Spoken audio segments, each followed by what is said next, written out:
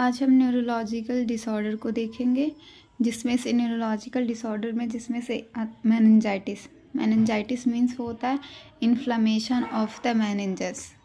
थोड़ा सा इंट्रोडक्शन के बारे में बात करेंगे, जैसे कि meninges are the protective covering of brain and spinal cord. Meninges जो होती है वो प्रोटेक्टिव कवरिंग होती है हमारे ब्रेन और स्पाइनल कॉर्ड्स के। There are 3 layer of meninges. Meninges के 3 लेयर्स होते हैं। पहला जो होता है dura mater, arachnoid mater, pia matter.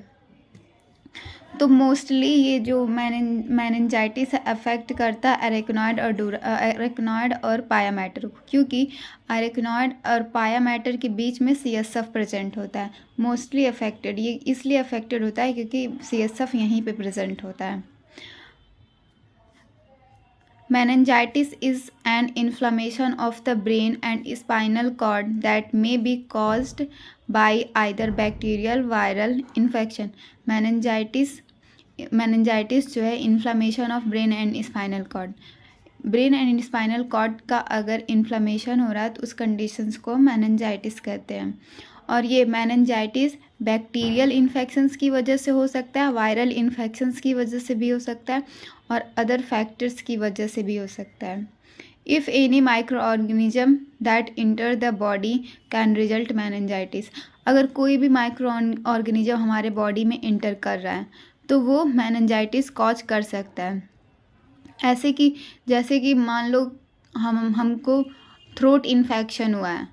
Throat infection हुआ है तो वो क्या करता है, जब इन्फ्लामेशन होता है तो जो माइक्रो ऑर्गेनिज्म होते हैं वो क्या करते हैं, हमारे ब्लड स्ट्रीम मतलब कि ब्लड स्ट्रीम में एंटर कर लेते हैं। फिर उसके बाद से वो CSF में एंटर कर लेते हैं, तो फिर वहाँ से इन्फ्लामेशन हो जाता है मेनिंजस का। Bacterial meningitis is a serious infection that is spread by directly contact with discharge from the respiratory tract of an infected person. Bacterial meningitis जो है वो एक सीरियस इन्फेक्शन है। बैक्टीरियल मेनिंजाइटिस सीरियस इन्फेक्शन है जो कि इन्फेक्टेड जो person होता है अगर उसके डायरेक्ट कांटेक्ट में आ रहे हैं हम तो वो कॉज कर सकता है, या फिर जो उसका सिक्रीशन है, जैसे कि उसका जो जैसे छींक रहा है, स्नेजिंग कर रहा है, अगर उसके ड्रॉपलेट्स के हम लोग कांटेक्ट में आ जाएं तो वो भी कॉज कर सकता है बैक्टीरियल मेनिंजाइटिस। अब हम देखेंगे इटियोलॉजी के बेसिस पे मेनिंजाइटिस को क्लासीफाई किया है। जैसे कि अगर बैक्टीरिया की वजह से हो रहा है तो वो बैक्टीरियल मेनिंजाइटिस, अगर वायरस की वजह से हो रहा है तो वायरल मेनिंजाइटिस, अगर फंगस की वजह से हो रहा है तो फंगल मेनिंजाइटिस। तो हम फर्स्टली देखेंगे bacterial meningitis. Bacterial meningitis are bacterial migrate to the brain and spinal cord. जो बैक्टीरिया है, माइग्रेट मीन्स होता है ट्रैवल, वो ट्रैवल करके ब्रेन एंड स्पाइनल कॉर्ड में जाता है थ्रू ब्लड के थ्रू, या फिर may be directly through ear infection और फ्रैक्चर ऑफ द स्केल। ये बैक्टीरियल मेनिंजाइटिस जो है वो हमारे ब्लड के थ्रू भी मेनिंजाइटिस कॉज कर सकता है। ब्लड के थ्रू इंटर करके हमारे मतलब कि मेनिंजस में वो मेनिंजाइटिस कॉज कर सकता है।